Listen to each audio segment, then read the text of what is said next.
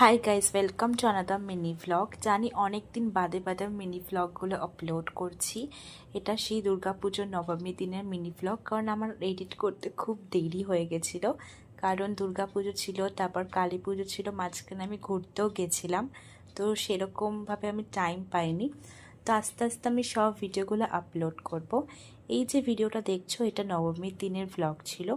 আমি, মাসি, মা, বোনু মিলে বেরিয়েছিলাম আশেপাশের ঠাকুরগুলো দেখতে।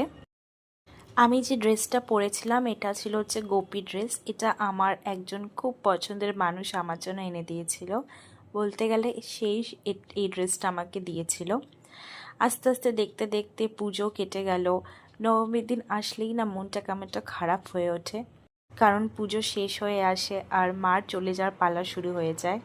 কিন্তু তাও যখন ভাবি আসছে বছর আবার হবে, তখন কিন্তু মনটা আবার আনন্দে ভরে ওঠে।